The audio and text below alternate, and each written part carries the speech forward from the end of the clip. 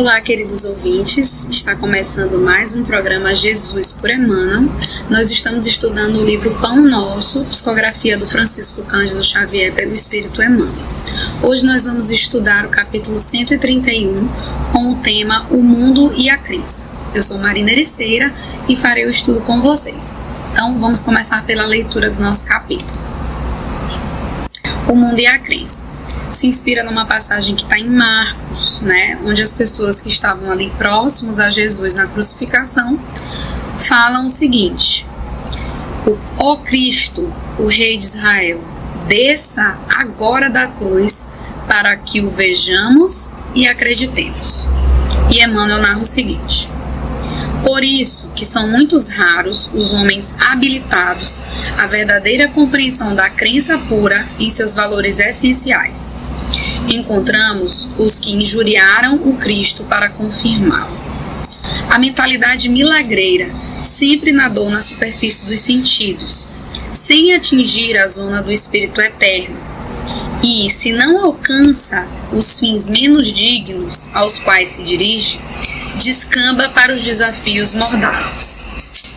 E no caso do mestre, as observações não partem somente do populacho. Assevera Marcos que os principais dos sacerdotes, com os escribas, partilhavam dos movimentos insultosos, como a dizer que intelectualismo não traduz elevação espiritual. Os manifestantes conservavam-se surdos para a boa nova do reino, cegos para a contemplação dos benefícios recebidos, insensíveis ao toque do amor que Jesus endereçara aos corações. Descesse o Cristo da cruz num passe de mágica e todos os problemas de crença inferior estariam resolvidos. O divino interpelado, contudo, não lhes deu outra resposta, além do silêncio, dando-lhes a entender a magnitude de seu gesto inacessível ao propósito infantil dos inquiridores. Se és discípulo sincero do Evangelho, não te esqueças de que ainda hoje a situação não é muito diversa. Trabalha ponderamente no serviço da fé.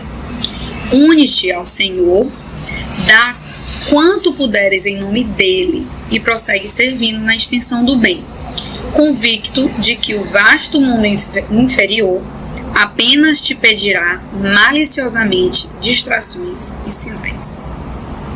Então vamos entender aqui essa passagem, e as explicações de Emmanuel. Primeiro a gente entender o contexto dessa passagem do Evangelho, Essa passagem que inspira a mensagem de Emmanuel se dá na situação da crucificação de Jesus, E a gente tem que entender que todo pelo contexto ali do Antigo Testamento, dos grandes profetas, das profecias, aquela comunidade como um todo esperava que o rei de Jerusalém, que esse rei de Israel tivesse um sinal de notoriedade, de magnitude, de como se fosse uma espécie de rei, e todos ali daquela população esperavam por um sinal, Tanto é que a gente resgata aqui também a figura de Judas, que beija Jesus, o famoso beijo da traição, que beija Jesus, mas na verdade a intenção de Judas não era trair Jesus, nos explica a doutrina espírita, através de toda essa compreensão bíblica, de que o desejo de Judas não era necessariamente trair Jesus, mas fazer com que Jesus expressasse todo o seu poder, o seu grande poder espiritual, para que convencesse os romanos, e os poderosos da época, de que ele era o rei de Jerusalém, de que ele era o Messias prometido ali nas escrituras sagradas, nas escrituras antigas do Antigo Testamento. Então, nesse sentido, havia uma parte da população que acreditava que Jesus era o enviado e havia uma parte da população que duvidava, que questionava, que injuriava, como diz Emmanuel aqui, que fazia um certo deboche, insultavam a Jesus, Então, nessa passagem que Jesus está sendo crucificado, uma série de colocações debochadas, são colocadas, irônicas, são colocadas ali, como por exemplo, salva-te a ti mesmo e desce da cruz, dito nessa mesma passagem de Marcos. salvou os outros, mas não pôde salvar nem a si mesmo, né? Desce da cruz para que o vejamos e o acreditamos. Então, assim, colocações duvidando, questionando a autoridade moral de Jesus e necessitando de uma espécie de sinal para que eles se convencessem de que Jesus de fato era o rei de Israel. E a gente vê que a postura de Jesus é se silenciar, né? É não dar esse sinal solicitado, né? A gente também não pode esquecer aqui na compreensão desse texto de algo que é dito lá no Evangelho segundo o Espiritismo, né, no capítulo 21, quando Jesus mesmo nos advertia sobre os falsos profetas. Então era uma preocupação, né, daquela comunidade em relação aos falsos profetas.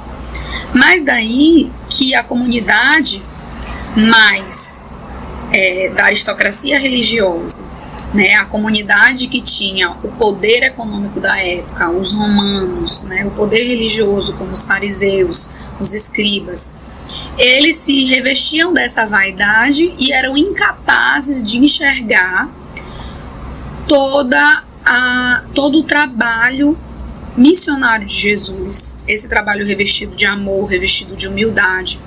Eles não tinham, então, a sintonia necessária para alcançar a grandeza moral de Jesus. E essa é a questão, né? Então, quando Jesus nos falava, nos advertia sobre os falsos profetas, era justamente em relação aos falsos profetas que iriam trair a moral do Cristo, a moral da boa nova, da humildade, da simplicidade, da mansidão. E, para além disso, né, essa mensagem fez com que toda aquela população duvidasse até da grandiosidade moral de Jesus, né? Então, entenderam errado a advertência de Jesus, né? E Jesus nos falava, então, justamente sobre isso. O Evangelho segundo o Espiritismo, no capítulo 21, nos explica, inspirados na passagem em que diz: haverão falsos cristãos e falsos profetas, né? É nessa mesma passagem que nos é orientado que uma árvore má não pode produzir bons frutos e uma árvore boa não pode produzir maus frutos. Então nós iremos conhecer essa árvore, nós iremos conhecer esse profeta, esse missionário, através dos seus frutos, né? E os frutos de Jesus são frutos da humildade, são frutos da mansidão, são frutos desse amor incondicional no qual ele devotava a todos os seus irmãos, né? A todos aqueles que cruzavam o seu caminho. Era uma lição de amor incondicional, uma lição do exercício da verdadeira caridade, de acolher a todos que chegavam até ele, de não julgar, de não discriminar, né, de alcançar, de ler, né, cada um dos seus seguidores, de cada um dos seus irmãos, com essa leitura dos olhos do amor, né, da compreensão, do acolhimento. Então, Jesus, como verdadeiro profeta, trazia as verdadeiras lições do reino de Deus. E essas lições não eram lições do materialismo, das grandezas, do status, da riqueza, do poder, como muitos da época esperavam. Eram lições do amor, da humildade, da serenidade, do equilíbrio. E lições para que a gente pudesse construir o reino de Deus em nossos corações. Para além de tudo que foi dito, essa mensagem também me lembra muito uma passagem que está na obra Boa Nova, psicografia, né, do Francisco Cândido Xavier pelo espírito Humberto de Campos. E tem uma passagem muito interessante que justamente Tomé, né, aquele discípulo que também pede por um sinal, né, Judas deu um beijo ali para que Jesus revelasse um sinal. Vários seguidores ali perto da crucificação: manda um sinal, salvou todo mundo, desce da cruz, mostra então que você é realmente poderoso, para que a gente te reconheça como rei de Israel. E Jesus silenciou. Jesus esperava que as pessoas entendessem e enxergassem o sinal da moralidade, não esse sinal grandioso e algum sinal de ostentação, por exemplo. E aí Tomé, né, que dentro da narrativa bíblica, Tomé é aquele que pede para ver, para crer, né, quando Jesus tem a passagem da ressurreição, e Tomé não acredita que é Jesus que está ali, então ele pede para ver, ele pede para tocar. Por isso que tem essa clássica frase do "é preciso ver para crer", né? E aí aqui na narrativa de Humberto de Campos, na obra Boa Nova, Tomé está muito angustiado também com essa questão do sinal. E ele fica pedindo esse sinal para Jesus: mestre, um sinal, mestre, um sinal. E eles estavam aqui numa situação em que a cidade se encheu de pessoas poderosas, né, de funcionários de Herodes, de várias pessoas da corte romana. E Tomé estava muito angustiado e falava para Jesus: mestre, um sinal. Essas pessoas, elas precisam perceber, elas precisam enxergar que você é o nosso mestre, que você é que tem realmente todos os ensinamentos e todas as lições necessárias para a nossa ascensão espiritual, né? E Jesus silenciando, né? Jesus todo o tempo tentando demonstrar para Tomé que não é necessário esses sinais, né? E Tomé insiste, Tomé pede novamente, solicita esse sinal, né? E aí Tomé fala assim para Jesus: mestre, qual será então a nossa senha? Como provar às criaturas que o nosso esforço está com Deus? E aí é nesse momento que Jesus dá uma linda lição para Tomé, né? E Jesus responde assim: uma só lágrima que console e esclareça um coração atormentado vale mais do que um sinal imenso no céu. A nossa senha, Tomé, é a nossa própria exemplificação na humildade e no trabalho. Então, essa é a nossa senha, esse é o nosso sinal, né, de que somos da parte de uma fé verdadeira que traz lições de transformações profundas e de mudanças da nossa essência, né, de buscarmos nos conectar com essa essência divina e trabalharmos nesse processo de evolução para acendermos essa luz interior. Então, qual é a nossa senha, né? Como diz Tomé e como diz todos aqueles que na época duvidavam de Jesus.